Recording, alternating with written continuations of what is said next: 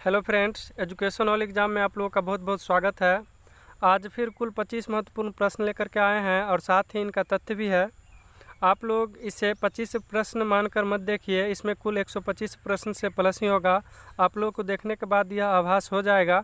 आप लोग इस वीडियो को पूरा देखें, अगर अच्छा लगता है तो हमारे यूट्यूब चैनल को सब्सक्राइब करें और बेल आइकन को भी प्रेस कर दें और अपने दोस्तों के पास भी शेयर करें। ओके, आइए चलते हैं क्वेश्चन नंबर पर। पहला पर भारत के 15वें प्रधानमंत्री का नाम बताइए। ऑप्शन ए है नरेंद्र मोदी, दूसरा है मनमोहन सिंह, तीसरा है नरसिम्हा राव और चौथा है अटल बिहारी वाजपेयी। तो इसका सही आंसर हो जाएगा नरेंद्र मोदी। इनके महत्वपूर्ण तथ्य देखते हैं। भारत के 15वें प्रधानमंत्री का नाम नरेंद्र मोदी है। नरेंद्र मोदी मई 2014 में प्रधानमंत्री बने। नरेंद्र मोदी 16वें लोकसभा चुनाव में पूर्ण बहुमत से सरकार बनाई है। कोई विपक्षी दल नहीं रह गया, क्योंकि विपक्षी दल के लिए कुल लोकसभा सीट का 10% होना चाहिए। कांग्रेस पार्टी को विपक्षी दल का मान्यता दिया गया है। भारत के प्रथम प्रधानमंत्री के विरुद्ध सर्वप्रथम अविश्वास प्रस्ताव लाया गया था। वीपी सिंह लोकसभा में विश्वास मत का सामना करने से पूर्व त्यागपत्र देने वाला प्रधानमंत्री हैं। अटल बिहारी वाजपेयी लोकसभा विश्वास मत से एकमात्र वोट से हारने वाले प्रधानमंत्री हैं। आइए क्वेश्चन नंबर दूसरा देखते हैं कि भारतीय मुद्रा नोटों की छपाई के लिए उपयोग की जाने वाली सामग्री है। ऑप्शन ए है पौधे की लुगदी, बी है कपास की लतें, सी है पुनर्चक्रित कागज और डी है पुनर्चक्रित कागज एवं सूत का मिश्रण। इसका सही आंसर हो जाएगा भारतीय मुद्रा नोटों की छपाई के लिए उपयोग की जाने वाली सामग्री कपास एवं कपास की लतें हैं। भारत में मुद्रा का प्रचलन 6 से 7वीं शताब्दी ईसा पूर्व माना जाता है। आहत सिक्का भारत का प्राचीनतम सिक्का कहलाता है। सोने का सिक्का सर्वप्रथम यूनानियों ने चलाया था। सबसे शुद्ध सोने का सिक्का कुषाण वंश ने चलाया। सबसे अधिक सोने का गुप्त काल में चलाया गया और शेरशाह ने चांदी के रुपये चलाया था। क्वेश्चन नंबर तीसरा देखते हैं। अरुणाचल प्रदेश की राजधानी कौन सी है? ऑप्शन ए है अगरतला, बी है शिलोंग, सी है ईटानगर और डी है दिसपुर। इसका सही आंसर हो जाएगा ईटानगर। महत्वपूर्ण तथ्य देखते हैं। अरुणाचल प्रदेश की राजधानी ईटानगर है। अरुणाचल प्रदेश भारत और चीन के बीच की विवादों का विषय है। अरुणाचल प्रदेश के पूर्वी छोर और गुजरात के पश्चिमी सीमा के बीच 2 घंटा का अंतराल है। अरुणाचल प्रदेश की जनसंख्या घनत्व भारत में सबसे कम है, 17 प्रति वर्ग किलोमीटर है। मेघालय की राजधानी शिलोंग है। क्वेश्चन नंबर 4 देखते हैं। हाल ही में निम्नलिखित में से किस देश ने भारत के साथ सौर ऊर्जा विकसित करने के लिए समझौते पर हस्ताक्षर किए हैं? ऑप्शन ए है यूके, बी है यूएसए और सी है फ्रांस और डी है रूस। तो इसका सही आंसर हो जाएगा रूस। हाल ही में रूस देश के भारत के साथ सौर ऊर्जा विकसित करने के लिए समझौते पर हस्ताक्षर किए हैं। सौर ऊर्जा भविष्य में ऊर्जा का मुख्य स्रोत विकसित करने का भारत सरकार की योजना है। सौर ऊर्जा पर्यावरण की दृष्टि से अच्छा है। सौर ऊर्जा के देशों की अंतर्राष्ट्रीय संगठन बनाया गया है। इसका सही आंसर हो जाएगा रूस। क्वेश्चन नंबर 5 देखते हैं। शोर के किस स्तर से ऊपर का शोहर कान में दर्द एवं क्षति का कारण होता है? ऑप्शन ए है लगभग 80 डेसिबल, बी है लगभग 130 डेसिबल, सी है लगभग 150 डेसिबल और डी है लगभग 180 डेसिबल। इसका सही आंसर हो जाएगा 130 डेसिबल से ऊपर का शोर कान में दर्द एवं क्षति का कारण होता है। डेसिबल ध्वनि की मापक इकाई है। अगला देखते हैं। साधारण बातचीत 30 से 35 डेसिबल होता है। 75 डेसिबल से अधिक मानव के लिए असहज होने लगता है और 150 से अधिक डेसिबल से आत्महत्या तक की प्रवृत्ति हो सकता है। क्वेश्चन नंबर 6 देखते हैं। प्रसिद्ध कैंटल टावर किस देश में स्थित है? ऑप्शन ए है चीन, बी है तुर्की, सी है कुवैत और डी है दुबई। तो इसका सही आंसर हो जाएगा चीन। प्रसिद्ध कैंटीन टावर जो है चीन देश में स्थित है। कैंडी श्रीलंका में है, जो बुद्ध से संबंधित अवशेष हैं। शाह ए बुर्ज दुबई में स्थित है। इराक द्वारा कुवैत पर अधिकार करने के कारण 1991 ईस्वी में खारी युद्ध हुआ था। खारी युद्ध के कारण तेल संकट आया था। खारी युद्ध नाटो और इराक के बीच हुआ। तुर्की का आधुनिकीकरण मुस्तफा कमल पाशा ने किया था। अगला क्वेश्चन देखते हैं। Question number 7। पादप विज्ञान में किसका अध्ययन किया जाता है? ऑप्शन ए है मानव शरीर रचना का, दूसरा है पौधों का, तीसरा है शुद्ध मात्रकी का और मानव विज्ञान का। आप लोग कितना कुल क्वेश्चन का सही आंसर दे पाते हैं कमेंट में ज़रूर लिखिएगा। इसका सही आंसर हो जाएगा पादप विज्ञान में पौधे का अध्ययन किया जाता है। अरस्तु ने समस्त जीवों को जंतु समूह एवं वनस्पतिक समूह में विभाजित किए हैं। अरस्तु को जीव विज्ञान एवं जंतु विज्ञान का जनक माना जाता है। डेंड्रोलॉजी वृक्ष एवं झाड़ियों का अध्ययन किया जाता है। थियोफ्रेस्टस को वनस्पति विज्ञान का जनक कहा जाता है। शैवालों का अध्ययन फाइकोलॉजी कहलाता है। यहाँ पे मिसप्रिंट है इसीलिए हम बोल देते हैं, आप लोग लिखावट पे ध्यान नहीं दीजिएगा, यहाँ पर सवालों नहीं सवालों होगा। उम्मीद करते हैं आप लोगों को यह वीडियो बहुत ही पसंद आ रहा होगा। आप लोग इस वीडियो को पूरा अंत तक जरूर देखें। क्वेश्चन नंबर 8 है स्वतंत्रता सेनानी भगत सिंह को किस वर्ष फांसी दी गई? ऑप्शन ए है सन 1930 में, बी है सन 1931 में, सी है सन 1932 में और डी सन 1933 में। इसका सही आंसर हो जाएगा स्वतंत्रता सेनानी भगत सिंह को सन 1931 में फांसी दी गई थी। भगत सिंह, राजगुरु और सुखदेव को 23 मार्च 1931 को फांसी दिया गया। लाहौर षड्यंत्र केस इन क्रांति पर चलाया गया था। पुलिस अधिकारी सैंडर्स की हत्या का आरोप था। नौजवान सभा की स्थापना भगत सिंह ने 1926 ईस्वी में किए। इस तरह से इसका सही आंसर हो जाएगा 1931। क्वेश्चन नंबर 9 देखते हैं भूकंप आने का कारण क्या है? ऑप्शन ए है पृथ्वी की सतह की ग्लोबल वार्मिंग, बी है पृथ्वी पर जनसंख्या वृद्धि, सी है भूमिगत परमाणु विस्फोट परीक्षण और सी है पृथ्वी के विवर्तनिक प्लेटों की गति। तो सही इसका आंसर हो जाएगा ऑप्शन नंबर डी पृथ्वी के विवर्तनिक प्लेटों की गति। महत्वपूर्ण तथ्य देखते हैं भूकंप आने का कारण पृथ्वी के विवर्तनिक प्लेटों की गति है। पृथ्वी 18 प्लेटों से निर्मित है। जब किसी कारण अंदर इन प्लेटों के बीच दबाव पड़ता है तो भूकंप अनुमान होता है। भूकंप का अध्ययन सिस्मोलॉजी में होता है। सिस्मोग्राफी में भूकंप के ग्राफिक विधि से अध्ययन किया जाता है। रिएक्टर पैमाने पर भूकंप को मापा जाता है, उनकी तीव्रता को। भूकंप के 3 प्रकार के कंपन होते हैं, प्राथमिक तरंग, द्वितीय तरंग एवं एल तरंग। भूकंप के केंद्र के ठीक ऊपर पृथ्वी की सतह पर बिंदु को भूकंप का अधिक केंद्र कहते हैं। अगला क्वेश्चन नंबर 10 है ऑडियो या हेडफोन की सबसे पहली जोड़ी 1910 में किसके द्वारा बनाई गई थी? ऑप्शन ए है हेम्फ्री डेली, बी है नाथनियल वर्ल्डविन, सी है माइकल फेराडे और डी है जॉन कॉस। इसका सही आंसर हो जाएगा नाथनियल वर्ल्डविन। ऑडियो हेडफोन सबसे पहली जोड़ी 1910 ईस्वी में नाथनियल वर्ल्डविन के द्वारा बनाई गई थी। ऑडियो हेडफोन से आवाज़ को सुनने में अधिक स्पष्टता आती है। हम्फ्री डेवी ने सेफ्टी लैंप का आविष्कार किया और माइकल फेराडो को विद्युत चुंबकीय प्रेरण का सिद्धांत दिया था। अगला क्वेश्चन है क्वेश्चन नंबर 11 वर्तमान में प्रचलित भारतीय राष्ट्रीय ध्वज का डिजाइन किसके द्वारा तैयार किया गया था? ऑप्शन ए है डॉक्टर भीमराव अंबेडकर के द्वारा, बी है मैडम भिखाजी कामा के द्वारा, सी है पिंगली वेंकैया के द्वारा और डी है सुचेता कृपलानी के द्वारा। इसका सही आंसर हो जाएगा पिंगली वेंकैया के द्वारा। आइए महत्वपूर्ण तथ्य पर नज़र डालते हैं। वर्तमान में प्रचलित भारतीय राष्ट्रीय ध्वज का डिजाइन पिंगली वेंकैया द्वारा तैयार किया गया। राष्ट्रीय ध्वज में केसरिया, श्वेत और हरा रंग है। तिरंगा ध्वज की लंबाई चौड़ाई का अनुपात 3:2 है। तिरंगा ध्वज पर 24 तिलियाँ होती हैं बीच में और उसका रंग जो है केसरिया होती है। अशोक चक्र सारनाथ से लिया गया है। डॉक्टर भीमराव अंबेडकर भारतीय संविधान के जनक माना जाता है। मैडम भिखाजी कामा भारतीय स्वतंत्रता आंदोलन की माता मानी जाती है और सुचेता कृपलानी प्रथम भारत के किसी राज्य की महिला मुख्यमंत्री बनी। अगला क्वेश्चन है क्वेश्चन नंबर 12 1 रुपये के नोट पर किसके हस्ताक्षर होते हैं? ऑप्शन ए है भारतीय रिजर्व बैंक के गवर्नर का, बी है भारतीय रिजर्व बैंक के डिप्टी गवर्नर का, सी है केंद्रीय वित्त मंत्री का और डी है केंद्रीय वित्त सचिव का। इसका सही आंसर हो जाएगा ऑप्शन नंबर डी केंद्रीय वित्त सचिव का। आइए महत्वपूर्ण तथ्य पर नज़र डालते हैं। 1 रुपये के नोटों पर केंद्रीय वित्त सचिव का हस्ताक्षर होता है। 1 रुपये के नोट को छोड़कर सभी नोटों पर आरबीआई के गवर्नर का हस्ताक्षर होता है। आरबीआई के गवर्नर उर्जित पटेल जो 24वें गवर्नर थे। वर्तमान में आरबीआई के गवर्नर शक्तिकांत दास जी हैं। आरबीआई का संचालन मंडल में 20 सदस्य होते हैं। आरबीआई का 4 क्षेत्रीय कार्यालय है। आरबीआई का मुख्यालय मुंबई में है। आरबीआई की स्थापना 1 अप्रैल 1935 को 5 करोड़ रुपए की अधिकृत पूंजी के साथ हुई थी। आरबीआई में 4 उप गवर्नर होते हैं।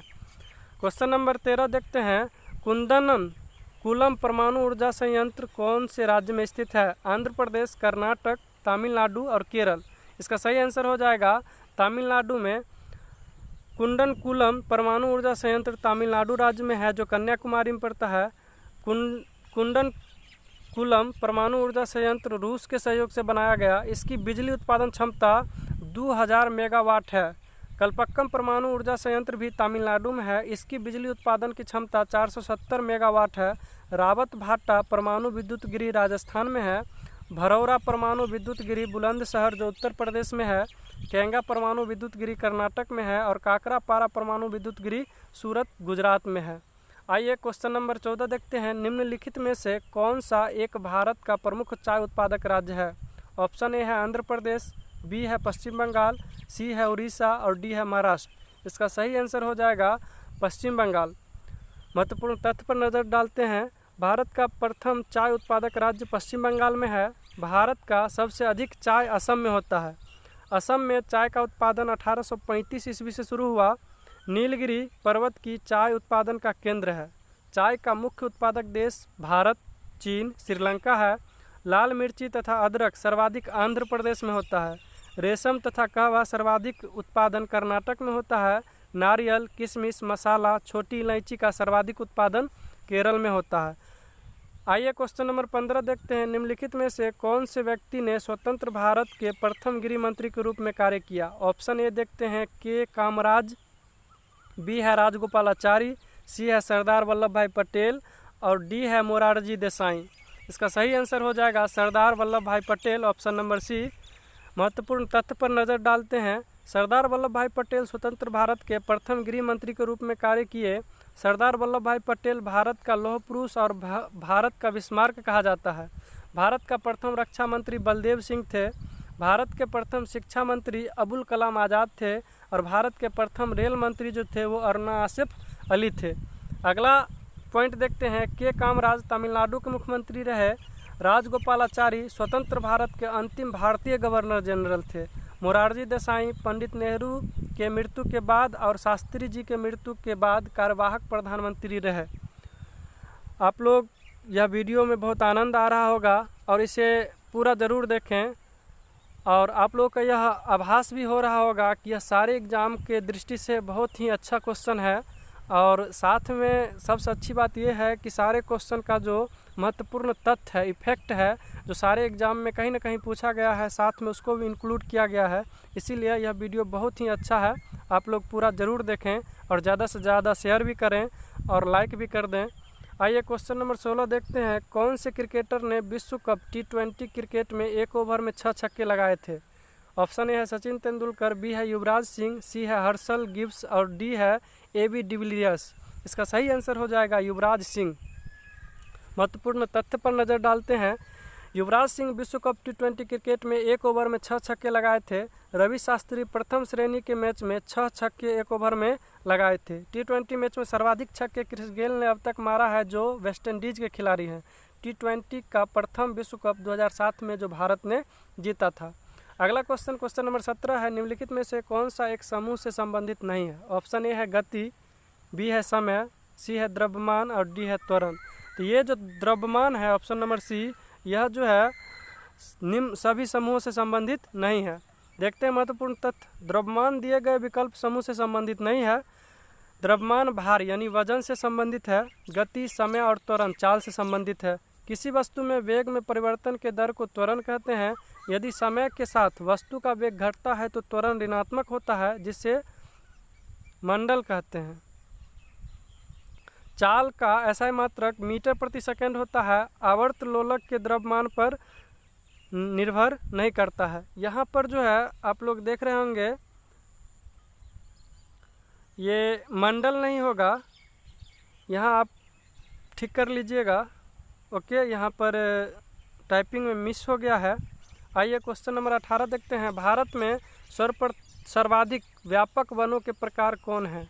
पर्णपाती वन, बी है कटीले वन, सी है ज्वारीय वन और डी है पर्वतीय वन। इसका सही आंसर हो जाएगा पर्णपाती वन, जो आपको ऑप्शन नंबर ए में है। देखते हैं महत्वपूर्ण तथ्य। भारत में सर्वाधिक व्यापक वनों के प्रकार पर्णपाती वन है। पर्णपाती वन जो अपने पत्ते को वर्ष में एक बार गिरा देते हैं, पर्णपाती वन को पतझड़ वन भी कहते हैं। सदाबहार वन जो अपने पत्ते को नहीं गिराते हैं। कटीले वन मरुस्थलीय क्षेत्र में पाए जाते हैं, जैसे बबूल, नागफनी आदि, ये सब कटीले वन का उदाहरण है। ज्वारीय वन तटीय क्षेत्र में पाया जाता है, जैसे मैंग्रोव वन हुआ। पर्वतीय बाल पर्वत पहाड़ क्षेत्र में, जहाँ चीर, देवदार, ओका आदि पाए जाते हैं। क्वेश्चन नंबर 19 देखते हैं। एक भारतीय राज्य की प्रथम महिला मुख्यमंत्री कौन थी? राबड़ी देवी, बी है मायावती, सी है सुचेता कृपलानी, डी है सुषमा स्वराज। तो ऑप्शन नंबर सी जो सुचेता कृपलानी है, यह पहली भारतीय महिला मुख्यमंत्री थी जो उत्तर प्रदेश की थी। और से महत्वपूर्ण तथ्य देखते हैं। सुचेता कृपलानी एक भारतीय राज्य की प्रथम महिला मुख्यमंत्री थी। सुचेता कृपलानी उत्तर प्रदेश की मुख्यमंत्री बनी है। प्रथम महिला राज्यपाल सरोजनी नायडू थी। सुषमा स्वराज भारत के विदेश मंत्री थे। और राबड़ी देवी जो है वो बिहार के पहली महिला मुख्यमंत्री थी। मायावती उत्तर प्रदेश की मुख्यमंत्री रह चुकी है और अभी जो है वर्तमान में बहुजन समाज पार्टी के अध्यक्ष हैं। क्वेश्चन नंबर 20 देखते हैं। भारत में राज्यपाल की नियुक्ति कौन करता है? ए नंबर ऑप्शन है राष्ट्रपति, बी है प्रधानमंत्री, सी है मुख्यमंत्री और डी है केंद्रीय गृह मंत्री। तो राज्यपाल की नियुक्ति राष्ट्रपति के द्वारा किया जाता है। महत्वपूर्ण तथ्य देखते हैं। भारत में राज्यपाल की नियुक्ति राष्ट्रपति के द्वारा किया जाता है। अनुच्छेद 152 के अधीन राज्यपाल का सृजन किया गया है। अगला पॉइंट देखते हैं। अनुच्छेद 153 के अधीन राज्य के कार्यपालिका शक्ति राज्यपाल में निहित होती है। अगला है पॉइंट नंबर, राज्यपाल राज्य के संवैधानिक प्रमुख होता है। राज्यपाल त्यागपत्र राष्ट्रपति को देता है और प्रधानमंत्री की नियुक्ति भी राष्ट्रपति ही करते हैं। अगला पॉइंट है मुख्यमंत्री की नियुक्ति राज्यपाल करते हैं। केंद्रीय गृह मंत्री की नियुक्ति जो है राष्ट्रपति करते हैं। क्वेश्चन नंबर 21 देखते हैं। जल की बूंदों से डैश होकर इंद्रधनुष बनता है। ऑप्शन ए है प्रकाश के प्रतिबिंबन, बी है प्रकाश के अपवर्तन, सी है प्रकाश के प्रतिबिंबन एवं प्रकाश का अपवर्तन और डी है प्रकाश का प्रसार। इसका सही आंसर हो जाएगा प्रकाश का प्रतिबिंबन एवं प्रकाश का अपवर्तन। आइए महत्वपूर्ण तथ्य पर नज़र डालते हैं। जल की बूंदों से प्रकाश का प्रतिबिंबन एवं अपवर्तन होकर इंद्रधनुष बनता है। इंद्रधनुष प्रवर्तन, पूर्ण आंतरिक परावर्तन तथा अपवर्तन द्वारा वर्ण विक्षेपण का सबसे अच्छा उदाहरण है। इंद्रधनुष दो प्रकार के होते हैं, प्राथमिक इंद्रधनुष और द्वितीयक इंद्रधनुष। प्राथमिक इंद्रधनुष में लाल रंग बाहर की ओर से और बैंगनी रंग अंदर की ओर से होता है। वही द्वितीयक इंद्रधनुष में बाहर की ओर से बैंगनी रंग और अंदर की ओर से लाल रंग होते हैं।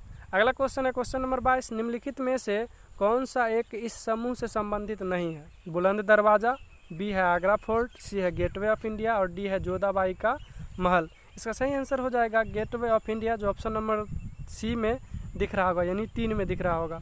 महत्वपूर्ण तथ्य पर नज़र डालते हैं। गेटवे ऑफ इंडिया समूह से संबंधित नहीं है। गेटवे ऑफ इंडिया मुंबई में है।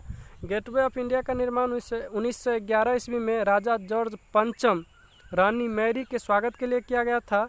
बुलंद दरवाज़ा 1572 ईस्वी में अकबर ने गुजरात विजय के उपलक्ष्य में फतेहपुर सीकरी में बनवाए थे। जोधाबाई का महल फतेहपुर सीकरी में अकबर द्वारा बनाया गया। आगरा फोर्ट का निर्माण भी अकबर ने किया। इलाहाबाद, लाहौर, अजमेर का फोर्ट भी अकबर ने बनाया। अगला क्वेश्चन नंबर 23 देखते हैं। नालंदा विश्वविद्यालय के पुनरुत्थान में महत्वपूर्ण भूमिका किसने निभाई थी? ऑप्शन ए है गोपाल सभरवाल ने, नरेंद्र मोदी ने, नीतीश कुमार ने, अमर्त्य सेन ने। इसका सही आंसर हो जाएगा अमर्त्य सेन ने। महत्वपूर्ण तथ्य देखते हैं। नालंदा विश्वविद्यालय के पुनरुत्थान में महत्वपूर्ण भूमिका अमर्त्य सेन ने निभाई थी। अमर्त्य सेन को 1958 ईस्वी में कल्याणकारी क्षेत्रों के लिए अर्थशास्त्र में नोबेल पुरस्कार दिया गया था। नालंदा विश्वविद्यालय की स्थापना 436 ईसा पूर्व में कुमारगुप्त प्रथम ने किया था। अमर्त्य सेन नालंदा विश्वविद्यालय के संयोजक थे। राहुल गांधी ने नालंदा विश्वविद्यालय से संबंधित विधेयक लगाया था। इसका सही आंसर हो जाएगा अमर्त्य सेन। क्वेश्चन नंबर 24 है। महात्मा गांधी कौन से व्यक्ति को अपना राजनीतिक गुरु या उपदेशक मानते थे? ऑप्शन ए है गोपाल कृष्ण गोखले, बी है दादा भाई नौरोजी, सी है रविंद्रनाथ टैगोर और डी है मोतीलाल नेहरू। इसका सही आंसर हो जाएगा गोपाल कृष्ण गोखले। महत्वपूर्ण तथ्य पर नज़र डालते हैं। महात्मा गांधी गोपाल कृष्ण गोखले को अपना राजनीतिक गुरु मानते थे। गोखले एमजी रनाडे को अपना राजनीतिक गुरु मानते थे। गोखले उदारवादी नेता में प्रमुख थे। दादा भाई नौरोजी आधुनिक भारत के प्रथम अर्थशास्त्री माना जाता है जो राष्ट्रीय आय का प्रति व्यक्ति गणना किए। नेहरू रिपोर्ट 1928 ईस्वी में पंडित मोतीलाल नेहरू की अध्यक्षता में तैयार हुआ। स्वराज पार्टी की स्थापना 1923 ईस्वी में CR दास के साथ इलाहाबाद के आनंद भवन में किए गए। अगला है क्वेश्चन नंबर 25, हीराकुंड जलाशय किस नदी पर निर्माण किया गया है? ऑप्शन ए है सतलज नदी, बी है गोदावरी नदी, सी है महानदी और डी है नर्मदा नदी। हम लोग जानते हैं कि हीराकुंड जलाशय जो है यह महानदी पर निर्माण किया गया है, जो ऑप्शन नंबर सी में है जो सही आंसर होगा इसका। इससे महत्वपूर्ण तथ्य देखते हैं। हीराकुंड जलाशय महानदी पर निर्माण किया गया है। हीराकुंड बांध भी महानदी पर उड़ीसा में है। हीराकुंड बांध सबसे लंबा नदी बांध है। कोल डैम परियोजना सतलज नदी पर हिमाचल प्रदेश में है। भाखड़ा नंगल प्रोजेक्ट सतलज नदी पर पंजाब, राजस्थान, हिमाचल प्रदेश, हरियाणा को इससे लाभ हो रहा है। सरदार सरोवर प्रोजेक्ट नर्मदा नदी पर गुजरात में, मध्य प्रदेश, महाराष्ट्र तथा राजस्थान की संयुक्त प्रोजेक्ट है। उम्मीद करते हैं आप लोग का यह वीडियो बहुत ही अच्छा लगा होगा। प्लीज़ आप लोग हमें सपोर्ट कीजिए। आपको इस चैनल पे इसी तरह का वीडियो मिलता रहेगा। आपको अगर किसी और सब्जेक्ट पे वीडियो चाहिए तो आप हमारे कमेंट बॉक्स में ज़रूर लिखें और हम उस पर वीडियो बना के आप लोगों को प्रोवाइड कराएंगे। आप अपने दोस्तों के पास शेयर ज़रूर कर दें। Okay, thank you. जय हिंद, जय भारत, वंदे मातरम।